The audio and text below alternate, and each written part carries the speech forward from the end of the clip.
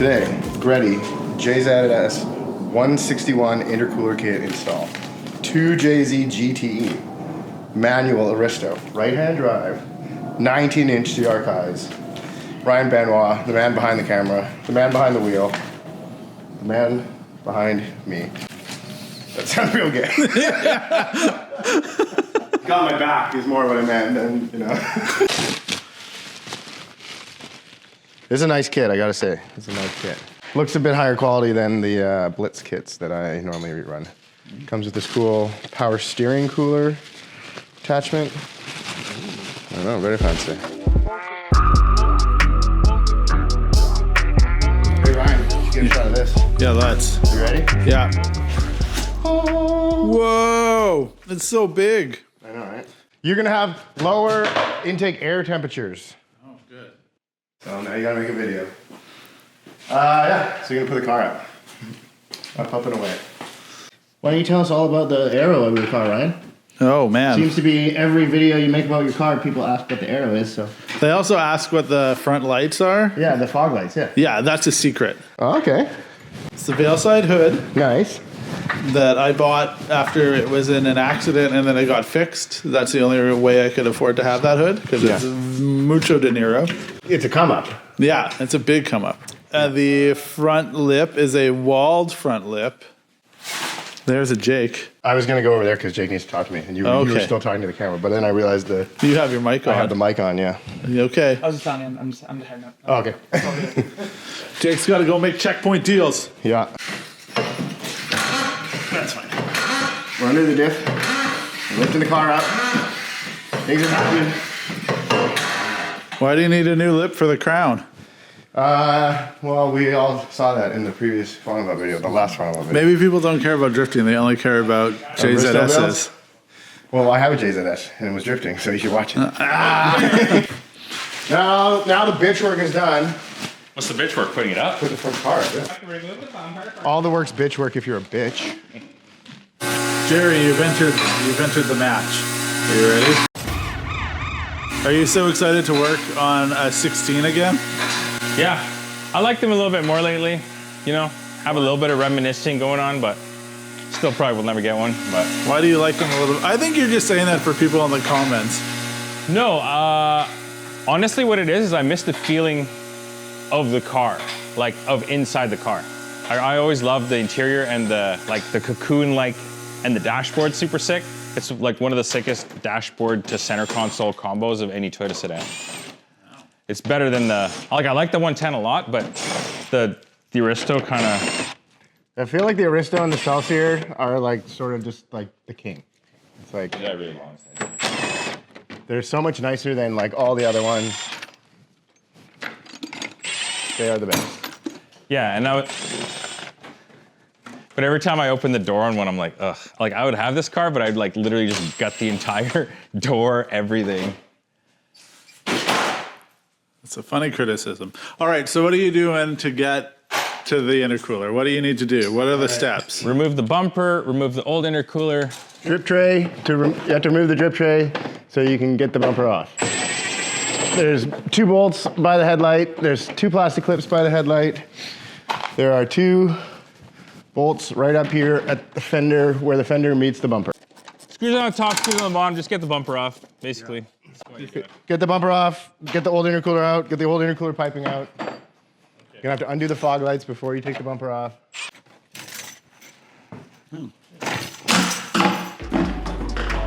That's the stock pipe.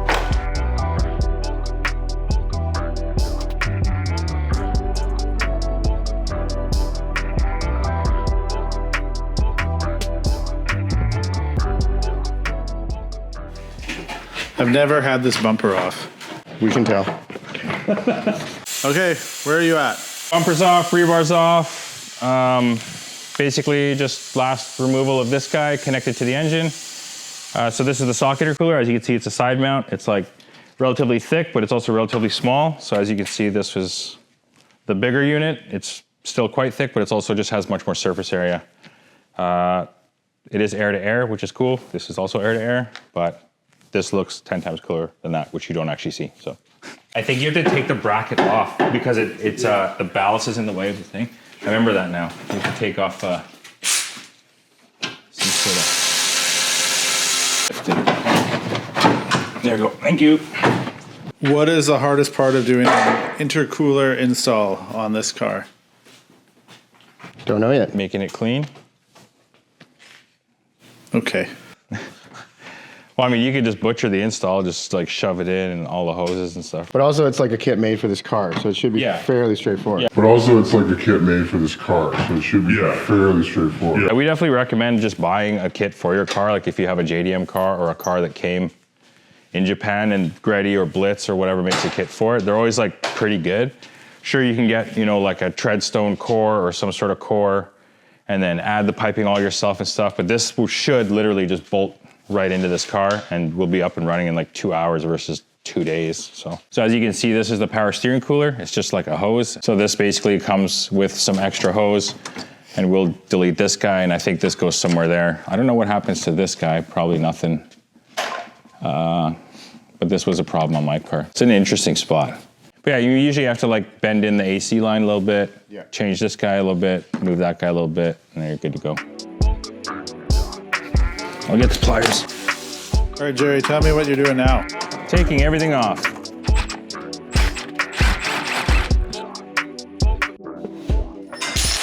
Kevin, what are you doing? Don't put that part in. Well, I'm going to now. I'm drilling out the spot welds that hold this bracket on that is going to be in the way of your new intercooler. Is that the good way to do it, or is it just says to cut it? What? It just says to cut it, or does it just... I don't know, I don't read Japanese, so. Well, I mean, it shows... It shows the bracket and then they've X'd the bracket away, so I know the bracket needs to not be there, so. I don't know. I'm gonna actually translate that because in the picture it doesn't show that it's cut away. Translationize. Are you gonna use technology? What a time to be alive. Gerard just reads Japanese, you didn't know?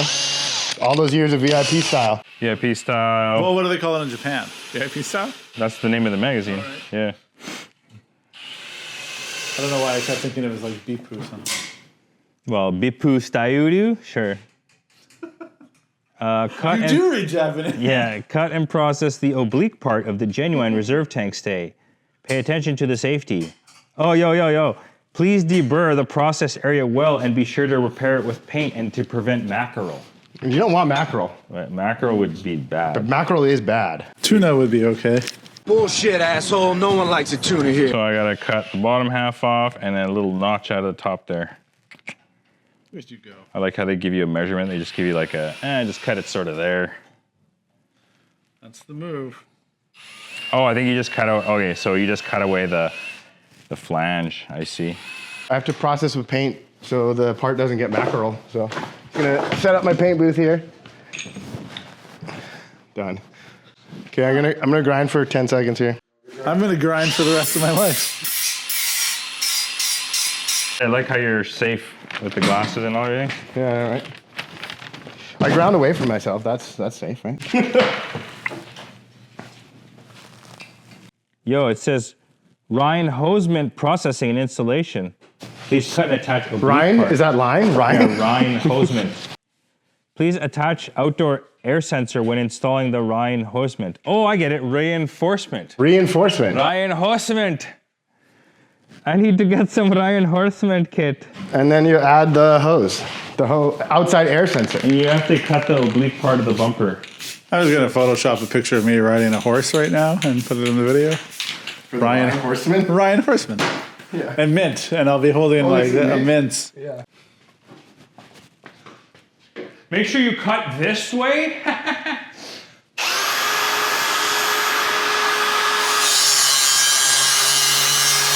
Like that. Low hands, like the sock and boppers. Hey Neil, why don't you show him the handiwork you did on my car? What the fuck have I done on your car? Oh, I'll show you what you did. Oh yeah, all right, okay. You know what's funny though is that's the first wheel I've ever fucked up, and now I have a new tire machine that won't do that. So. Oh good. Well, if I had That's a time perfect that machine, you have a time machine that won't do it after you Yeah. did it. after my It's probably one of the more expensive wheels that's been through your shop. It's not though, because I did the R35 GTR Nismo wheels. They're like 4K each. Okay. And it was fine. And then Ryan comes by, he's like, "Hey man, can you help me out?" And I'm like, "You know what, Ryan? I would love to help you out. Let me fuck up your wheels." Thanks for nothing. Yeah, well, here we are. fucking Greddy. Whoa.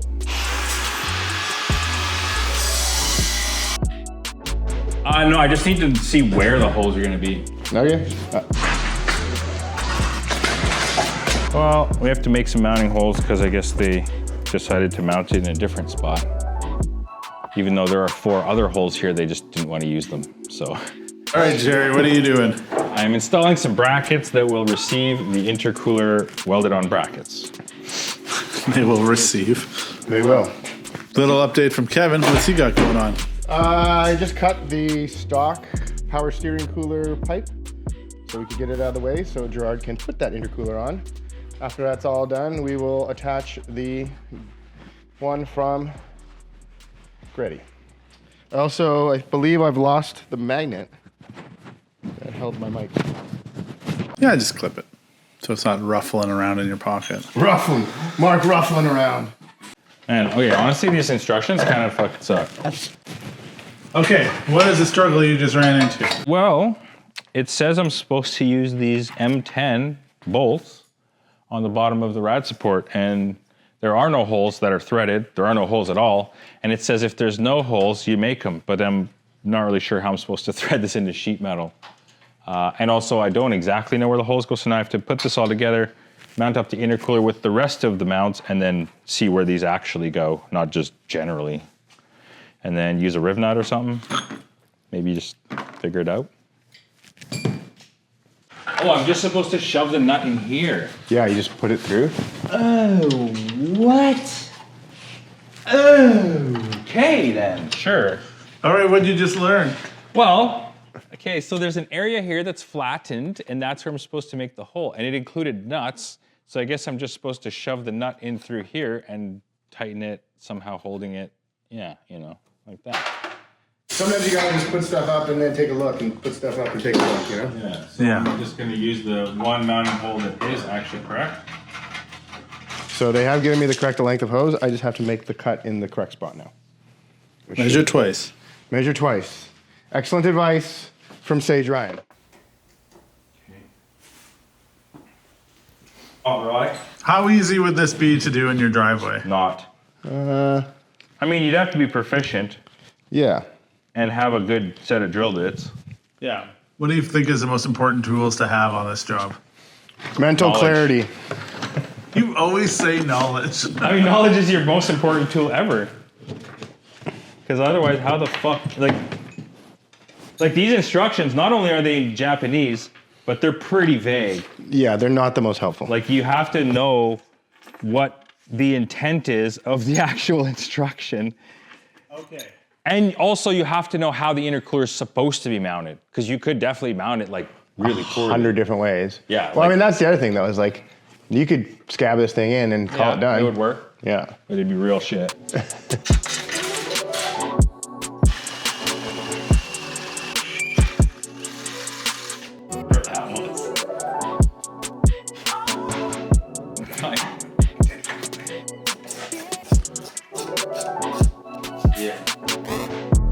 What are you working on now? You two? Power steering lines. What are you doing with them? Routing them. Ooh, what are you doing on your date night? Who are you gonna go with? Playing pool. You play pool? Yeah. Of course you do. Just one of those cool guy sports. Sports. I guess it's a sport.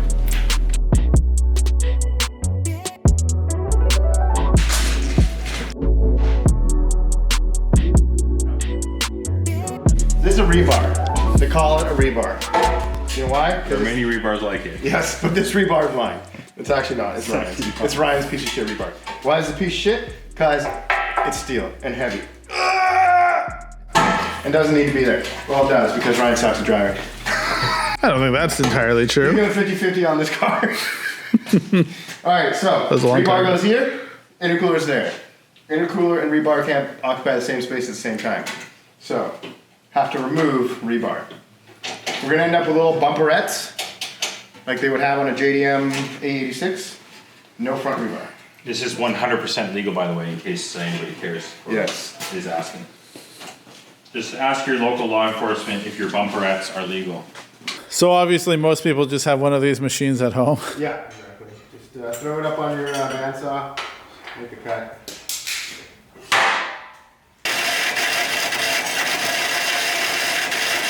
What are you doing?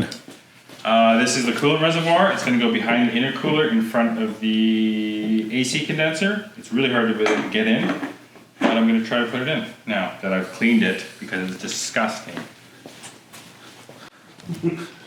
Show us how you do it, Jerry. Well, let's see if we can get into this side. What's the ideal horn sound? I don't know. It's different to every person, I think. Whoa, Gerard. Whoa! That's not, you would have never had that attitude on it. What's happened? Fucking highway, your fucking horns are stupid. I mean, there's definitely some stupid fucking horns, and I think some people would agree. I might have to loosen the intercooler so I can.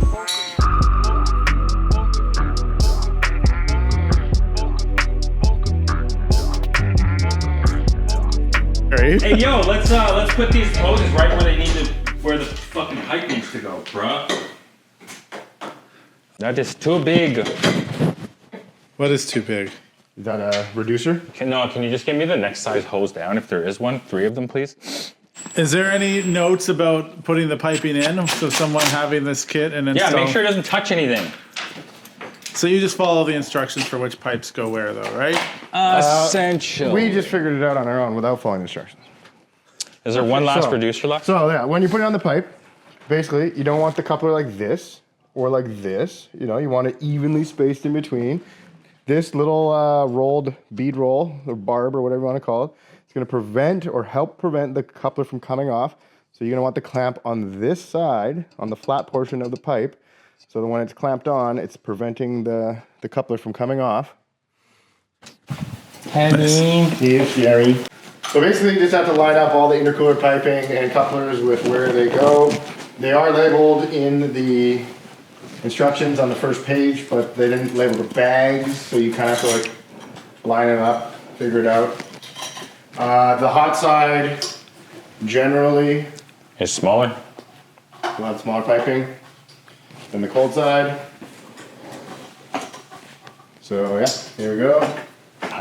And before you tighten anything, put it all together. Yeah. Make sure it clears everything. You might need to move some other stuff. You might need to make room for the piping, and keep in mind that the engine actually moves. Engine moves a lot, so don't put the piping right against the chassis or the sway bar or something like that, because you'll have a hole in your intercooler pipe in like a week or two, and it's going to be real cool when you have no boost. So Make sure it's clear of your power steering pulley. yeah, that's a big one on these cars. Any JZ, the power steering pulley is the killer of piping. Hey, if your engine moves a lot, do you guys have a solution for that? Yep, you can get some sick engine mounts from SERIALNINE that help your engine stay in the position that you want it to, so that you can get your power to the ground better and not have your engine just moving around so much in the engine bay. Come in multiple durometers for street or track applications. The whole engine moving thing does make the car very smooth, but it doesn't make it as sporty as it would be if the engine mounts were stiffer. So yeah, street engine mounts for a little bit of vibration. Race engine mounts if you want to rip your car on the track. Rip it, brother! Film you drop it, but that's fine. So All right. So sometimes you're getting ahead of yourself and you drop your intercooler pipe, your brand new aluminum super thin intercooler piping. It's got a flat spot. What do? You're like, oh my God, it's like not going to seal properly. You take the biggest socket you can. That's kind of heavy, and my mic just fell off for some fucking reason. Fucking reason. Big socket, heavy, nice and round, and you gently tap the flat spot into a round shape.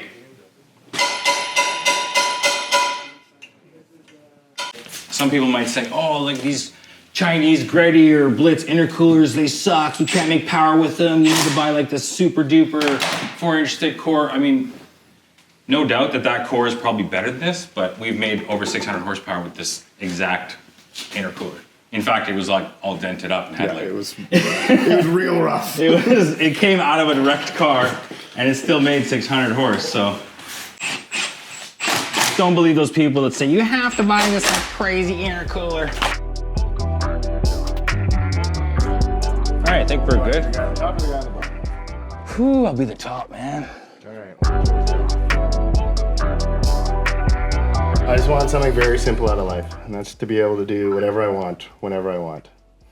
With very little of what I don't want.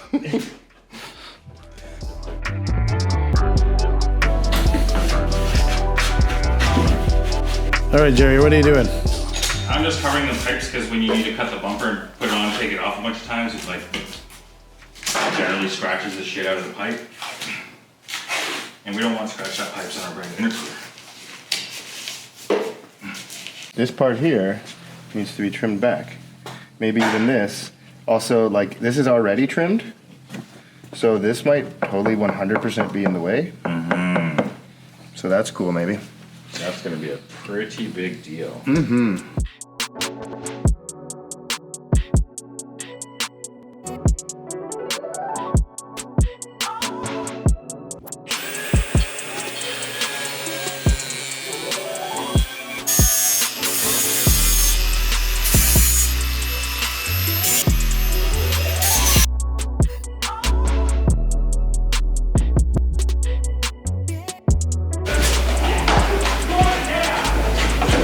What would you say ended up being the hardest part?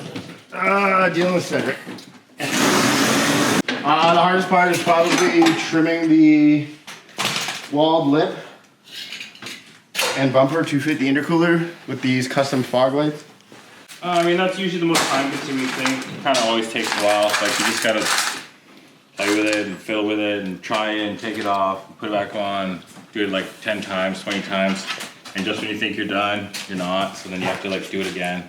It's one of those things where you don't want to do too much, so you do a little bit, but you have to do a little bit like 100 times. Yeah. So like, you should probably just do too much once.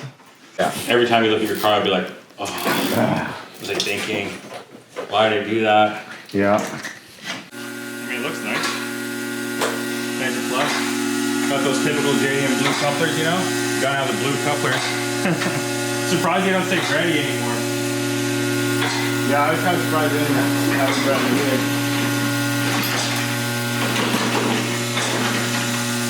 The hardest thing is the last 5%. It's always just the finishing and the putting the screws in and making sure everything's good, and it's always the hardest. The waiting is the hardest part.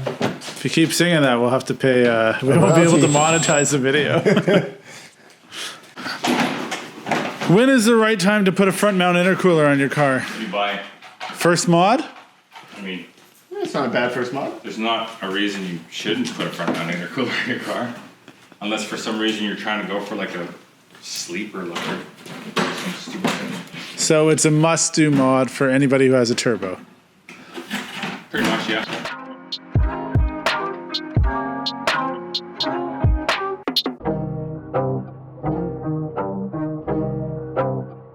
All right, so there you have it. That was the install of a Greddy front mount intercooler on a GS300 Toyota Aristo if you have the better model. You can kind of see it just peeking through there, looking way better than it did before. One of the things that we should mention that we didn't mention because we didn't do it and you should do it is before you put your car back on the ground, you should probably bleed your power steering. Otherwise, if you don't, you're gonna have to do as Kevin says. Grip it and rip it, brother! If you've made it this far into the video, chances are you like chassis like this, and there's another chance that you might like something like this, the new front upper control arm from SERIALNINE. One of the top things people ask me about my car is how did I get the fitment that I got? And realistically, the answer is Gerard. It was Gerard. He did it all. But he did it with parts like this. And you know what? Even if you don't have this chassis, you could probably just buy this part, put it on your mantle, and use it as a conversation piece when your friends come over because it's a beautiful piece of art. So what's next for this car? Maybe a standalone ECU, maybe a Spectre Motorsports turbo to get rid of the twins, or maybe I just sell the whole damn thing and import an ISF. If you think that's the answer, let us know in the comments.